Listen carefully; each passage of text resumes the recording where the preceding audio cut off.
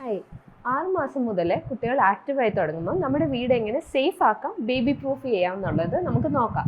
ആദ്യമേ തന്നെ കുഞ്ഞുങ്ങൾ തിരിഞ്ഞും മറിഞ്ഞും കമിഴാൻ തുടങ്ങുന്ന സമയത്ത് നമ്മൾ അവരെ കട്ടിലേക്ക് എടുത്തുമ്പോഴത്തേന് എപ്പോഴും സൈഡ് റെയിൽസ് വേണം. ഒന്നുകിൽ സൈഡ് റെയിൽസ് വെക്കുക, അല്ലെങ്കിൽ കുഞ്ഞിനെ തറയിൽ പായ വിരിച്ച് തന്നെ കിടത്തണം.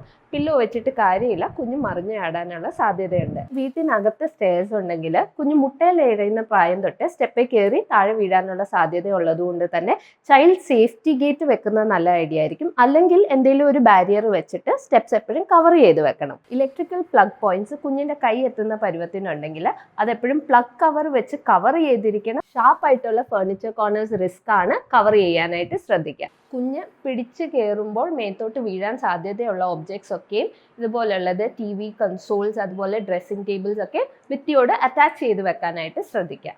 ഏറ്റവും കൂടുതൽ ഡ്രൗണിങ് ഇൻസിഡൻസ് നടക്കുന്നത് വീട്ടിനകത്താണ്. അതുകൊണ്ട് തന്നെ ഒന്നുകിൽ പാത്രങ്ങളിലും ബക്കറ്റിലും വെള്ളം പിടിച്ച് വെക്കാതിരിക്കുക.